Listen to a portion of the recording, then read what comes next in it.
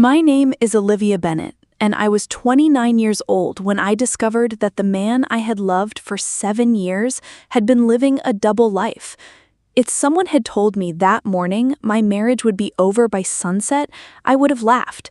I trusted my husband, Ethan, with everything I had. We lived in a quiet neighborhood just outside Austin, Texas. I worked as a registered nurse at a local hospital, while Ethan owned a growing construction company. Life wasn't perfect, but I believed we were building a future together. Or, at least, I thought we were. That Friday evening, Ethan called me. "Don't wait for dinner," he said. "I have an important business meeting." His voice sounded distant, almost rehearsed. Still, I didn't question it. I had no reason to. Around 8 o'clock, my best friend Rachel called. Her voice was shaking. "Olivia, where are you?" "At home." There was a long silence. Then she whispered, "I think you need to come to the Grand Regency Hotel, right now." My heart skipped a beat. "What happened?" "I can't explain over the phone. I'm so sorry." I grabbed my car keys and drove faster than I had ever had before. When I arrived, the hotel ballroom was glowing with lights. Luxury cars filled the parking lot. Music echoed through the entrance. A large sign stood beside the door.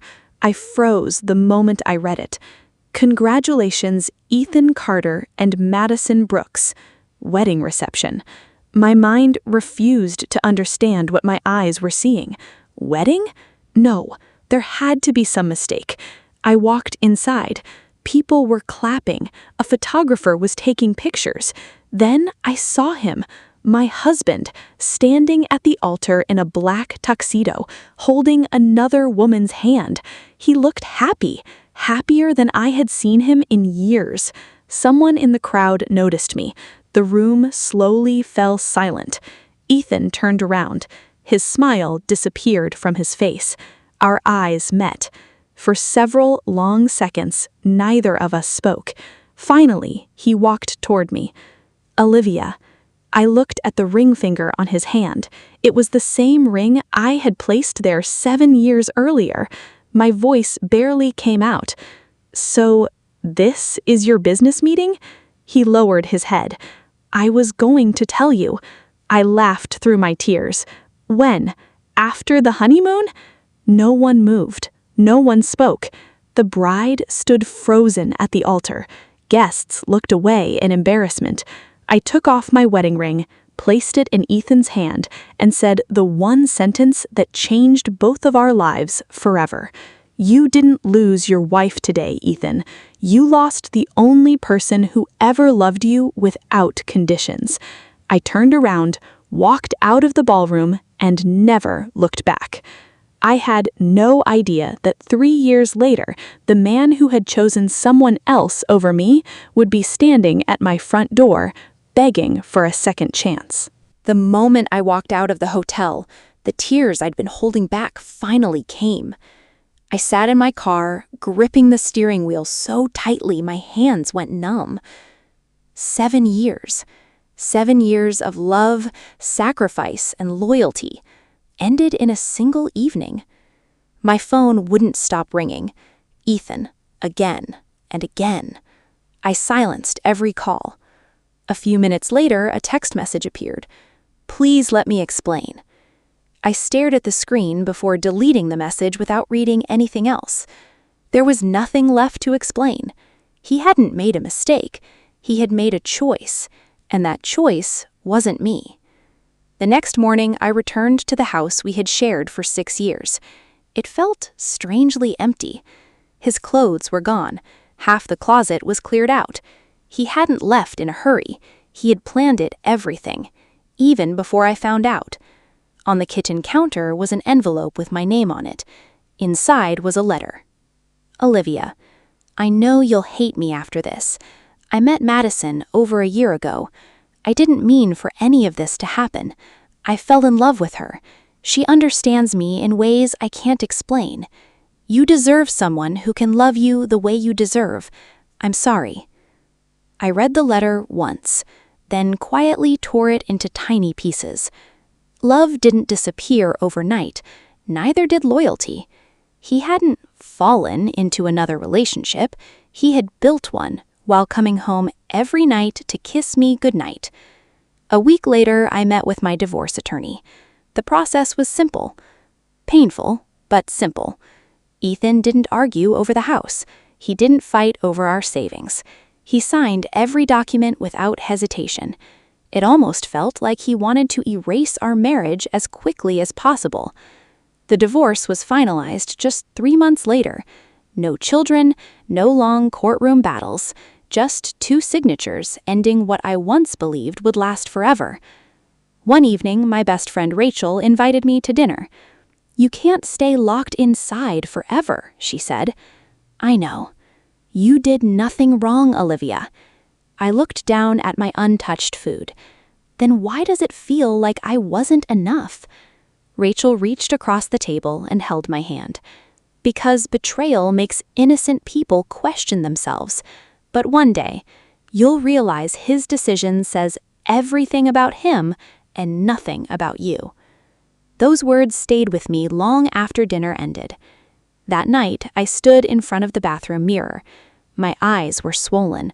My smile was gone. For the first time in months, I didn't recognize the woman staring back at me. Then I whispered something that would become my promise. I'm done crying over someone who never cried over losing me. I'll rebuild my life, one step at a time. I didn't know it then, but while I was slowly learning to heal, Ethan's perfect new marriage was already beginning to fall apart, and fate was quietly preparing the day our paths would cross again. 3 months after my divorce, I sold the house. It wasn't because I needed the money. It was because every room carried a memory I was trying to forget. The kitchen, where we laughed over Sunday breakfasts. The living room, where we planned our future. The bedroom, where he looked me in the eyes and promised forever. Forever had lasted exactly 7 years. I packed the last box, locked the front door, and handed the keys to the realtor. Without looking back, I drove away. For the first time in a long time, I felt free. A month later, I accepted a position at one of the best hospitals in Houston. The pay was better, the opportunities were bigger. Most importantly, no one there knew my past. I wasn't the woman whose husband left her. I was simply Olivia Bennett, RN. I threw myself into my work. Long shifts, extra training, weekend certifications. While others went home after 8 hours, I stayed to learn more. I wasn't trying to become rich. I was trying to become someone I could be proud of again. One evening, the hospital's chief medical officer stopped me after my shift. "Olivia, do you have a minute?" "Of course." "I've been reviewing patient feedback." He handed me a folder. Every single review mentioned my name. Nurse Olivia stayed with my mother until I arrived. She treated my father with kindness when everyone else was too busy. She reminded me that compassion still exists. The doctor smiled. "We're promoting you to clinical supervisor." I blinked. "What?" "You've earned it. And there's something else. Our hospital is opening a new patient care center next year. We'd like you to help lead the project." For the first time since my divorce, someone saw my value, not because I was someone's wife, because of who I was. Meanwhile, life wasn't going as planned for Ethan. One afternoon, Rachel called me. "You won't believe what I heard." "I don't really want to hear anything about Ethan." "I know, but you should know." She lowered her voice. "His company is losing money. Several contracts were canceled. And," I sighed, "and what? Madison spends money faster than he can earn." I stayed silent. Rachel continued. "They're fighting all the time." I looked out the hospital window. The old Olivia would have smiled, maybe even felt satisfied, but I didn't. The pain was gone. So was the anger. The truth was, I simply didn't care anymore. 6 months later, I attended a medical charity gala representing the hospital. It was my first formal event since the divorce. I wore a navy blue evening dress and a simple silver necklace my mother had given me years ago. As I stepped into the ballroom, people greeted me with warm smiles. Doctors, executives, community leaders. For the first time in years, I felt like I truly belonged.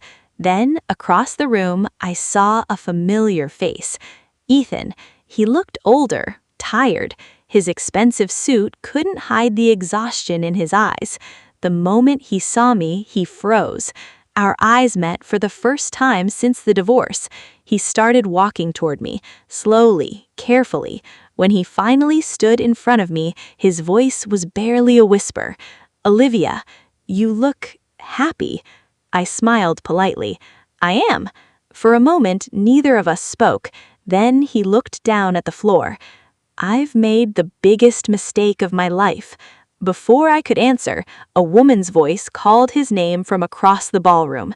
It was Madison, and from the expression on her face, it was clear she had heard enough to know exactly who I was.